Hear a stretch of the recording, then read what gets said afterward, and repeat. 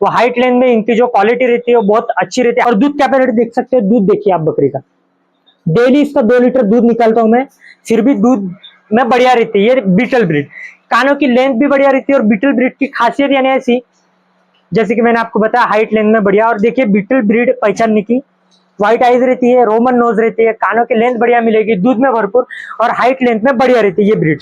और इसमें जो है दोस्तों, जो बच्चे के जो ग्रोथ के जो चांसेस है वो बहुत ज्यादा हाई रहते हैं, बहुत ज्यादा ग्रोथ होने के अच्छे चांसेस रहते हैं इनके जो बच्चे।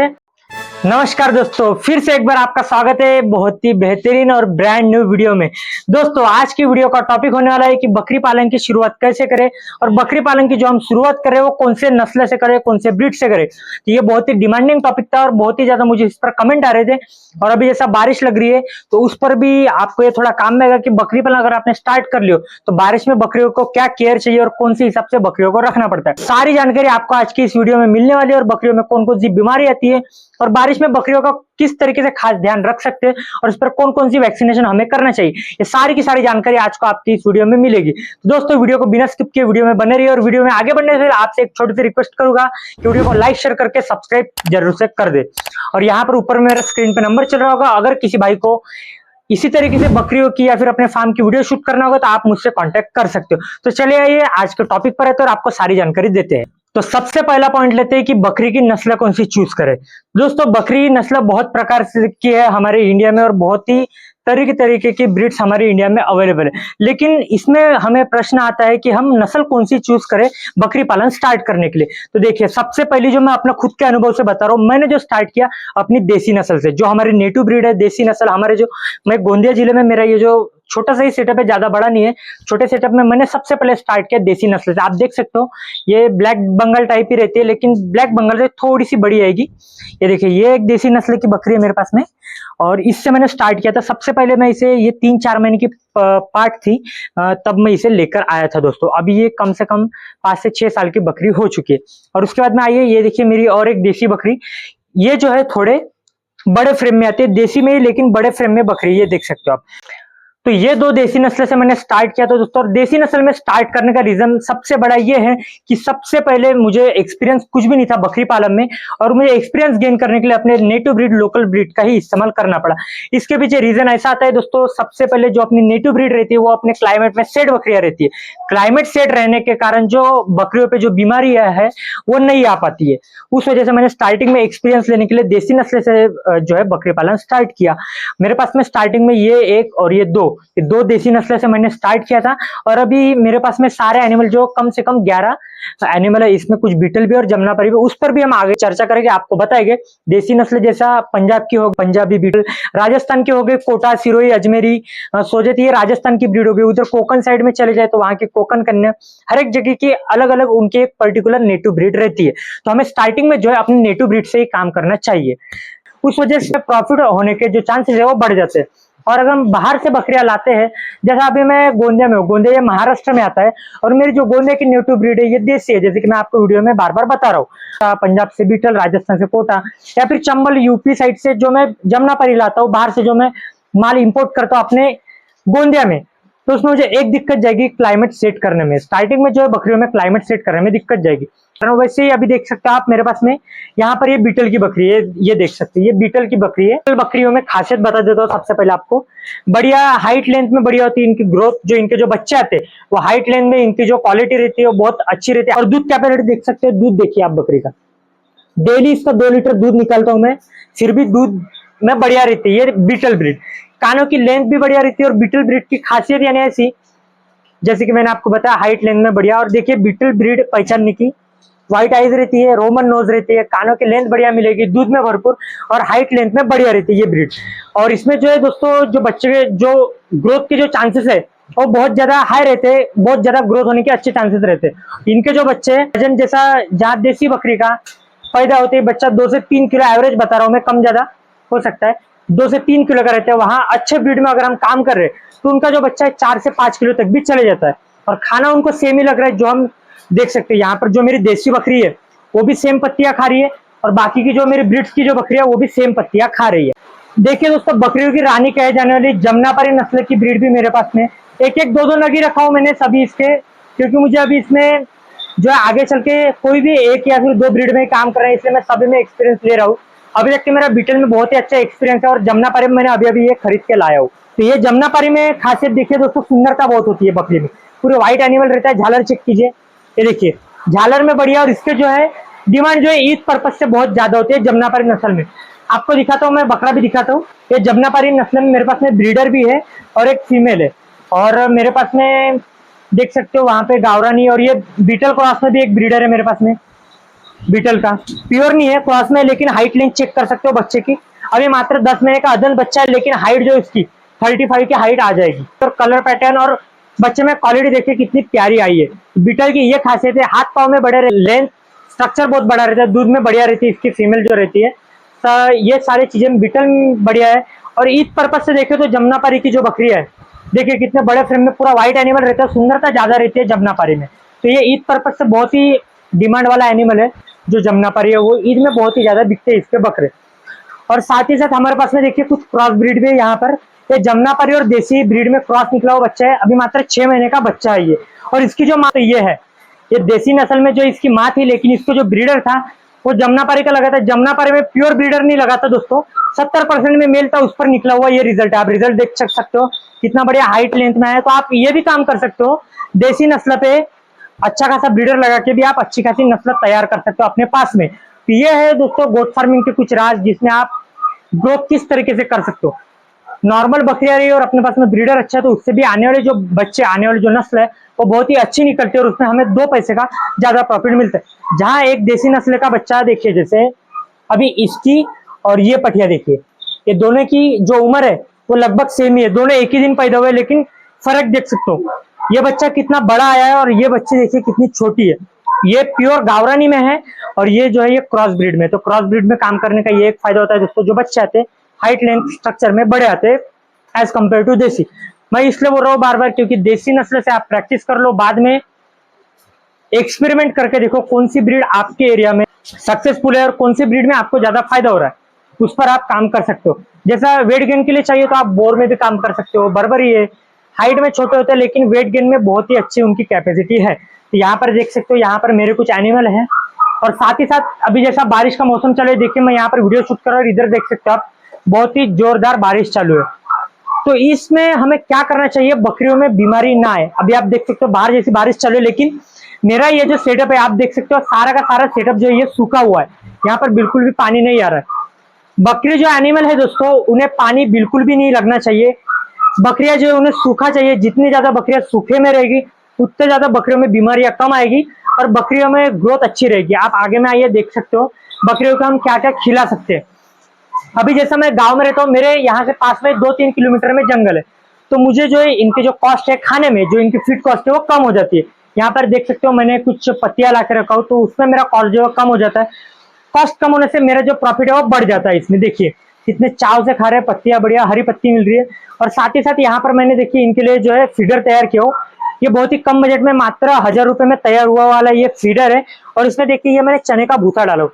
अभी तो ये इसमें देखिए ये पटिया खड़ी हुई है, यहाँ से मुझे थोड़ा यहाँ से बांस लगा के, जो यहाँ से जो है ये जिस तरीके से बांस लगे, वहां से ऐसा आड़ा यहाँ पे बांस लगा के अगर मैं जुगाड़ लगा लूंगा, तो ये जो ऊपर में आके जो चारे में जो ये पेशाब करते मेंग नहीं करते, जिससे चारा खराब होता है, वो सारी दिक्कतें नहीं आएगी। अभी ये उन्होंने तोड़ डाले, इस वजह से ऊपर चढ़िए।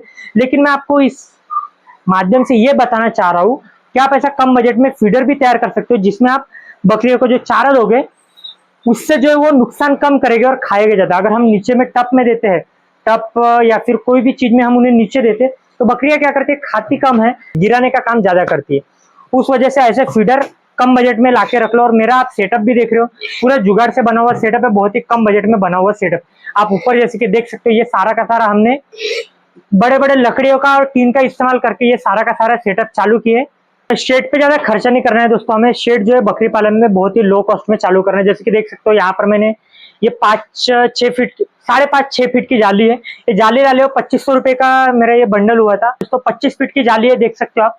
यहाँ पर मैंने नॉर्मल जाली मार दी है और आगे से थोड़ा जो शेड है वो खुला रखा है। ऊपर से देख सकते हो आप, यहाँ पर जो टीन लगी है, टीन में से आगे वाला भाग देखो आप, वहां से मैंने थोड़ा सा खुला रखा है। खुला रखने का रीजन इस तरीके से रहता है दोस्तों, जितना शेड थोड़ा खुला रहेगा अमोनिया गैस कम तैयार होगी। वैसे तो मेरा शेड चारों साइड से खुला है, बस एक साइड से पैक है, एक साइड से जाली है, उस वजह से शेड खुला। अमोनिया गैस कम तैयार होती है, हवा खेलती रहती है, उससे जो एनिमल है वो हेल्दी रहते हैं हमारे। आप देख सकते हो दरवाजा भी देखिए मैंने जुगाड़ से बनाया है। जो टीन रहती है, जो ऊपर में टीन लगी है, उसी का टुकड़ा लेकर मैंने जुगाड़ से सारा कुछ मैंने जो है अपने सेटअप में जो है दोस्तों, ये सारा कुछ जुगाड़ से और थोड़ा बहुत कॉस्ट अपने जेब से लगा के जो मैंने बकरियों से कमाया हो, उसी का इस्तेमाल करके मैंने ये शेड सारा का सारा बनाया। ये 25 बाय ऐसा सीधे में 25 फीट का ये मेरा शेड है, और आड़े में देखेंगे तो ये 10 से 15 फीट का आता है। मैं अंदाज बता रहा हूँ आड़े में, ऐसा ये मेरा सेटअप है। और मेरे को ये शेड बनाने में ज्यादा खर्चा नहीं है दोस्तों, कम से कम खर्चे में मैंने शेड बनाने की कोशिश की है। मात्र 15,000 में मेरे ये सारा कुछ सेटअप यहाँ पे रेडी हुआ है। इससे पहले जो मेरा जो शेड था, यहाँ पे जो जाली है, यहाँ पे मैंने ग्रीन कलर की नेट लगाई थी, और ऊपर में जो टीन है उसके जगह पर मैंने तिरपाल का इस्तेमाल किया था। लेकिन हमारे इधर जो बंदर जो रहते हैं मंकी, उनका कार ज्यादा, वो ज्यादा परेशानी करने के कारण मैंने फिर ये टीन का शेड इसमें इस्तेमाल किया है। यहाँ पर कुछ बकरियां मैंने बांध के रखा, और वो बांध के रखने का रीजन भी आपको बताता हूँ।